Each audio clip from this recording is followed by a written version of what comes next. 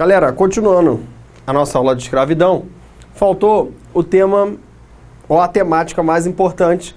Eu deixei justamente para o final para a gente tentar compreender o processo que hoje em dia é muito cobrado no Enem e a coisa mais atual em relação à escravidão.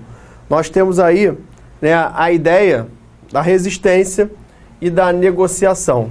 Ou seja, o que esse conceito nos fala? O conceito foi criado pelo historiador, né, João José Reis. É um conceito que faz parte de uma nova tendência historiográfica. O que é uma nova tendência historiográfica? É uma nova perspectiva histórica. Uma perspectiva histórica, uma análise histórica mais atualizada, que faria parte o quê? De pesquisas recentes, onde o historiador ele vai tentar o quê? Vai tentar reinterpretar aquilo que aconteceu no próprio passado. E aí chega o quê? Uma própria tendência nova. Então, o João José Reis, ele cria a ideia o quê? Da negociação e do conflito, que é uma das ideias que vem sendo mais valorizadas dentro da própria prova do Enem. A ideia primordial é você entender que, primeira coisa, o negro, ele tem identidade. Então, desde já, vamos esquecer tudo aquilo que você aprendeu lá no Baratinha Feliz, no coleginho que você fez, né, o ensino fundamental, onde a tia criou toda uma estrutura, né, didática para você tentar compreender aquele processo. Ela não estava errada, né? A gente faz uma brincadeira, mas ela fez o correto, né, para a própria maturidade que você tinha na época. Então, agora nós passamos o quê? A desconstruir aquilo que você viu lá atrás. Então, a ideia primordial é nós pensarmos o quê? Número 1, na ideia da identidade. Esse negro, ele tinha uma identidade ou não? Para o Enem, sim. A ideia é que esse negro, ele tinha uma identidade desde o momento que ele chega no Brasil. Temos que valorizar a ideia de que existe uma identidade. E essa identidade, ela é traduzida a partir do momento que o negro passa a tentar negociar com o seu senhor ou a tentar resistir ao processo. Então, é o conceito de resistência e negociação. Isso vai ocorrer o quê? Nas mais diversas regiões do Brasil onde foi adotada a escravidão. Então, não tenho numa região só acontecendo, eu tenho várias regiões acontecendo isso. Eu não tenho uma maneira unívoca de relação ou unilateral, eu tenho o quê? Vários tipos de relações. E aí, o próprio governo federal, ele, de certa forma, enquadrou, né, as instituições de ensino a partir da lei, ó, vou destacar aqui para vocês, 10.639 de 2003. Essa lei 10.639, que já caiu até no próprio Enem, ela foi uma lei criada para quê? Para que as escolas, né, se adaptassem, para que as escolas fossem, de certa forma, obrigadas a adequar os seus respectivos currículos à própria questão da história da África. Então, a partir de 2003, você tem uma valorização muito grande dentro do ensino médio com a lei 10.639, que fala justamente o quê? Da valorização e do ensino de história da África. A partir do momento que o governo ele cria a chamada lei 10.639, essa lei passa a tentar obrigar ou a impor a todas as escolas e instituições do ensino médio brasileiro que se adequem ao quê? A proposta da valorização da história da África. Existe uma obrigatoriedade curricular a partir de 2003 com a lei 10.639, onde todas as instituições vão ter que se adequar ao mesmo parâmetro. E aí o próprio Enem já cobrou essa lei 10.639 na prova, no próprio exame, né, onde se abordava o quê? A própria questão da finalidade da lei. Por que eu vou criar essa lei ou por que o governo vai editar essa lei? A ideia primordial do governo é, de certa forma, o quê? Gerar uma menor intolerância com esses grupos, com os negros, dentro da própria sociedade. A ideia é o quê? É você mudar a perspectiva histórica, essa perspectiva histórica até agora, ela foi muito valorizada por quem? Ela foi muito valorizada pelos portugueses, naquela sua visão eurocêntrica. A perspectiva histórica até agora é uma perspectiva histórica onde eu tenho o quê? A valorização sempre, né, de um elemento primordial, que é o elemento vencedor dentro do processo de colonização. Então o Enem procura inverter a situação para você. Ele vai valorizar o quê? Ele vai valorizar a perspectiva, a identidade do escravo. E aí, dentro desse processo de afirmação, nós destacamos dois conceitos muito originais, criados pelo historiador João José Reis, que vai, de certa forma, o quê? Estabelecer a negociação e o conflito. Essa é a premissa básica da qual ele começa a fazer a sua análise. E lança o quê? Uma nova tendência historiográfica dentro da história do Brasil. O que é uma tendência historiográfica? É uma nova perspectiva, uma nova análise histórica. Negociação em conflito é a ideia do negro, às vezes negociar e às vezes o negro entrar em conflito direto. E aí eu separei 3 exemplos para vocês entenderem, né, de maneira simplificada o processo. Negociação.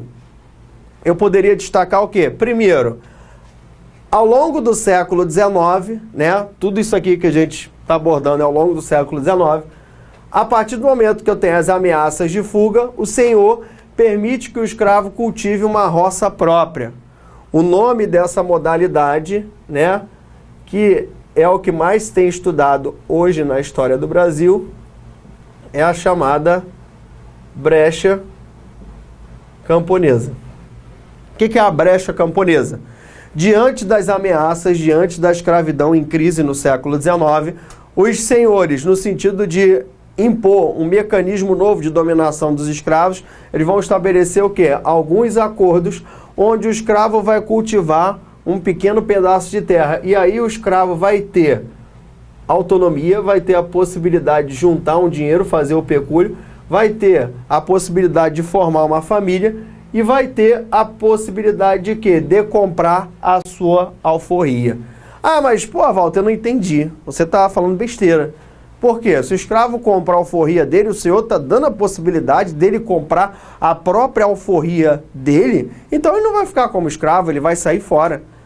A gente não pode esquecer que o século XIX vai ser marcado o quê? Por várias transformações na economia brasileira, e uma delas vai ser o quê? A própria lei de terras. A lei de terras vai inviabilizar a posse da terra por parte do escravo. E aí, com essa possibilidade do senhor dar um pedaço de terra para o escravo, muitos escravos, após a abolição da escravidão, não quiseram sair da onde estavam, por quê? Eram quase que proprietários de terras. Lógico, gente, vamos prestar atenção aí, né?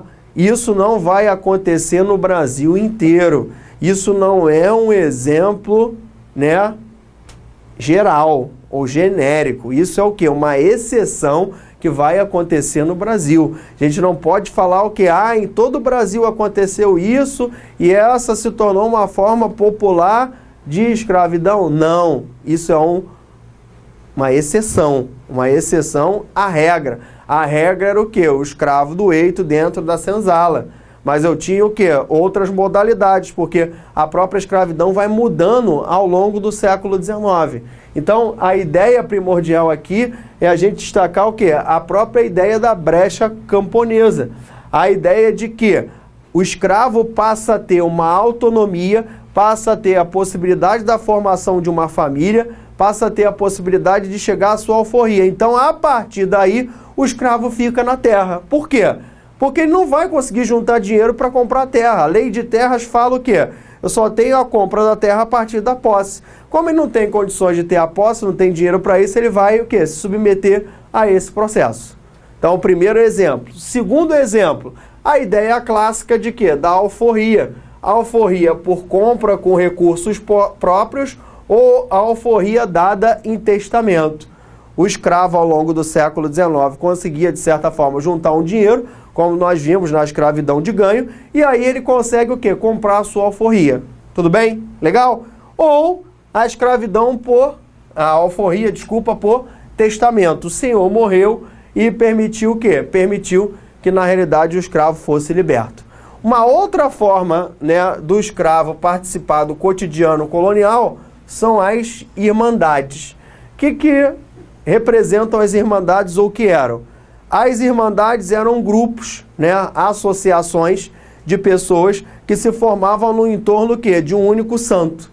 A Igreja Católica e o próprio Estado português, como não tinha condição de expandir a sua fé através da própria Igreja Católica, muitas das vezes você tinha igrejas sendo construídas com os próprios recursos dos próprios fiéis. Então, essas irmandades foi uma forma muito comum no Brasil, né, colonial, de você, de certa forma, integrar, de você impor ao negro uma religião. Essas irmandades, esses grupos vão ter um santo único, e dentro dessas irmandades você vai ter a presença do negro ao longo do século XIX. Os negros vão formar vários grupos entre si, vão adorar um santo, né, e vão passar a contribuir para aquela causa, para quê? Para justamente promoverem uma estrutura de autoajuda.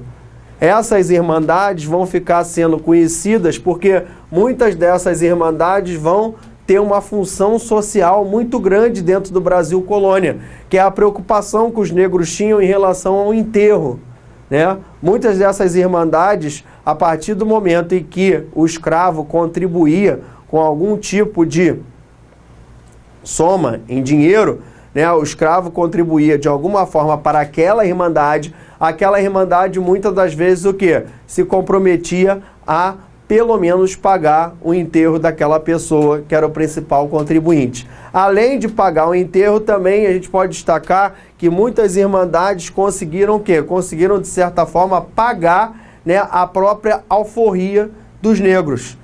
E essas irmandades vão se tornar extremamente importantes para a própria Igreja Católica. Por quê?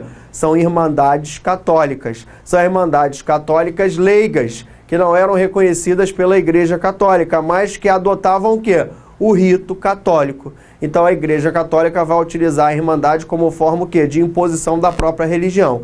Agora, eu não posso dizer justamente o contrário, ou seja, né, grande parte dessas irmandades, elas vão se transformar em igrejas, né?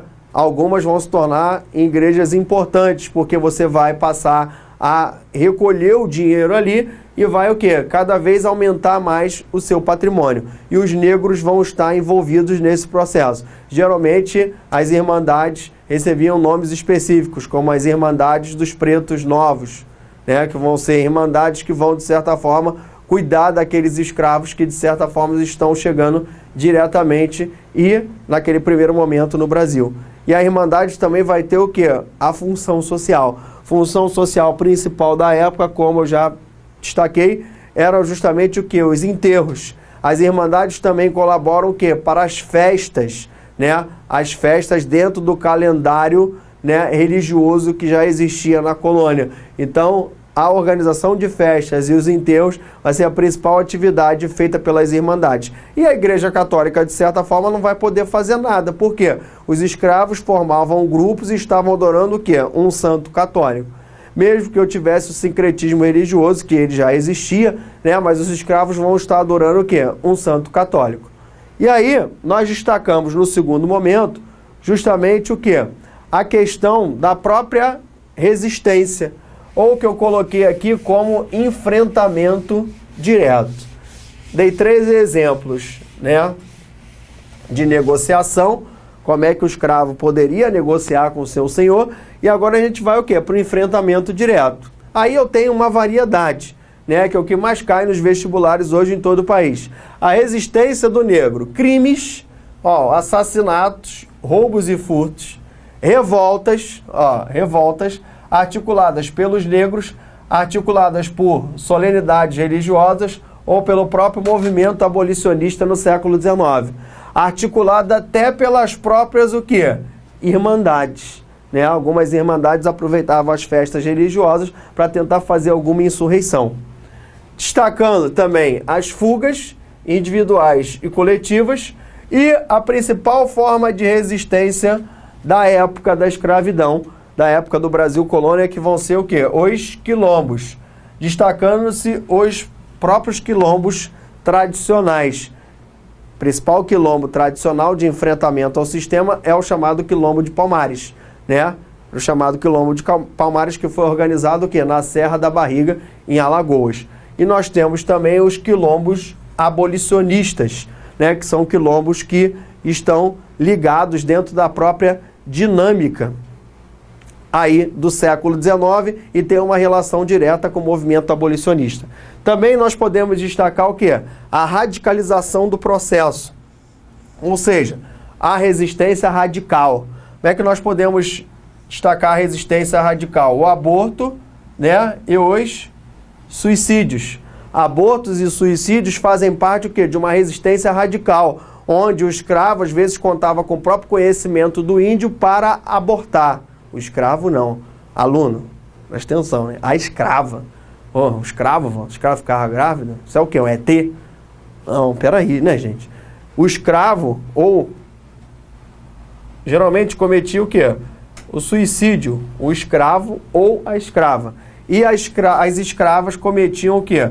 Os abortos, geralmente com conhecimento, né, de ervas que os índios tinham um grande domínio. E aí a gente pode destacar justamente o quê? A próprio exemplo, que é o Quilombo de Palmares. O Quilombo de Palmares é o quilombo mais famoso, né, da história do Brasil, mas nós sabemos que existiram vários quilombos em todas as regiões do Brasil, principalmente no norte e nordeste. Os quilombos povoaram tanto, às vezes, partes do litoral como partes do interior. E os quilombos geram hoje uma realidade muito degradante para as pessoas que são descendentes dos quilombos, ou que nós chamamos de comunidades quilombolas. Hoje, na atualidade, no Brasil atual, você ainda tem disputas de terras com essas comunidades quilombolas. Muitas das vezes os remanescentes dos quilombos, né, permaneceram dentro de grandes propriedades, onde o latifundiário não tem nenhum interesse que aquela comunidade fique ali. E aí você gera o quê? Mais um fator de conflito social, mais um fator de confronto, de tensão social. Podemos destacar no Quilombo de Palmares o quê? A população estimada, quase que 20 mil pessoas. Claro que a gente está num terreno altamente gelatinoso quando se fala em Quilombo de Palmares. Por que eu estou na gelatina? Porque as pesquisas em Palmares dependem o quê? Das escavações arqueológicas. No Brasil você leva muito tempo, né, para fazer qualquer tipo de coisa que tenha que envolver, né, o próprio patrimônio histórico do país. Vocês sabem que os governos brasileiros têm um descaso muito grande com o patrimônio histórico do país. Até o próprio povo não tem uma preocupação muito grande em relação a isso.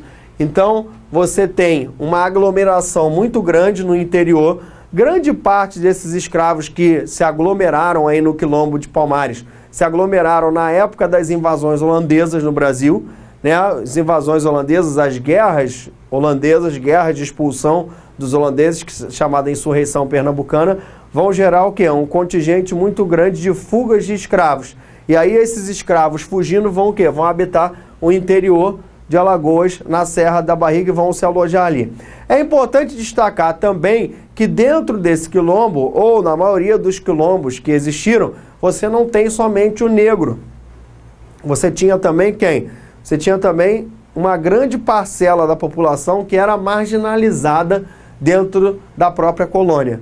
Então não tenho só os negros. Claro que os negros são maioria, mas de certa forma eu tenho também toda uma gama, né, de uma parte da população que vai ser marginalizada dentro do processo.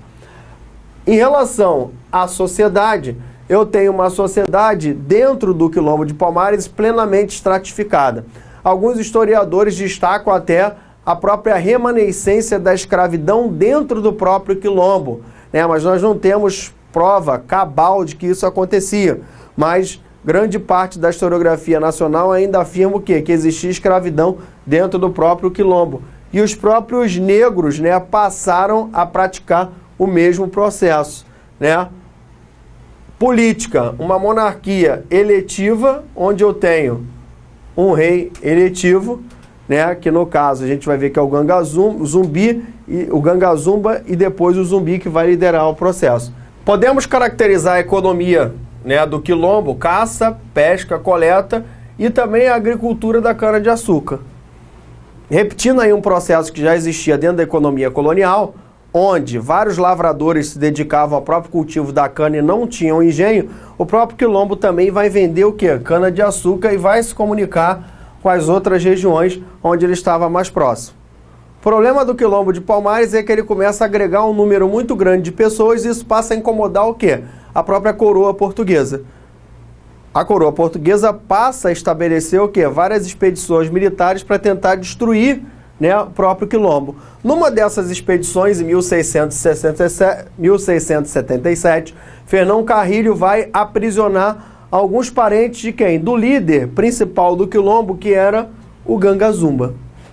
A partir da prisão de alguns parentes do Gangazumba, o próprio Gangazumba faz um acordo, que é o chamado Acordo do Recife, feito em 1678. O Gangazumba faz um acordo, né, em relação à própria causa de resistência do quilombo em relação à autoridade colonial, e o governo dá algumas terras em Cucaú, norte de Alagoas, né, e eles podem continuar a produzir ali e se organizarem naquela região. Então o governo permitiu que a saída deles. Então o grupo, né, o quilombo, ele passa, né, a ficar dividido, onde aí começam a aparecer dois líderes. De um lado, o Gangazumba, ele é acusado de traidor da causa, né? Do outro lado eu tenho o Zumbi.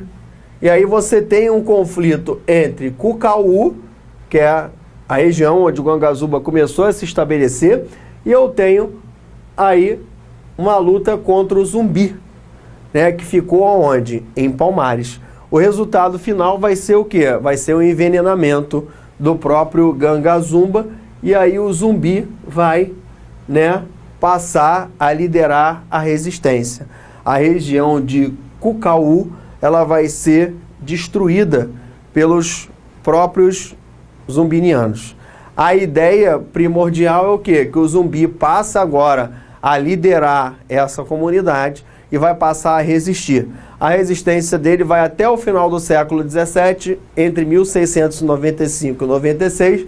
O Domingos Jorge Velho, um bandeirante, né, extremamente experiente nas trilhas e no conhecimento dos próprios quilombos, vai conseguir o quê? Destruir o quilombo e vai matar o líder Zumbi dos Palmares, cortando-lhe a cabeça e levando a cabeça ao governador da região.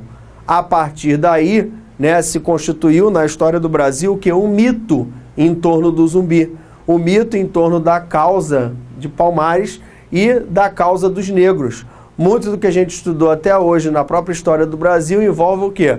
O mito do Zumbi, o que ajudou a criar justamente o dia, né, da consciência negra no Brasil. Um dia em que você vai comemorar, né, a própria questão da herança africana, gerado o quê? A partir desses exemplos de resistência. Galera, ficamos por aqui e encerramos o tema escravidão. Voltamos de novo no tema escravidão, mas agora dentro do próprio século XIX, falando da questão do abolicionismo. Um abraço!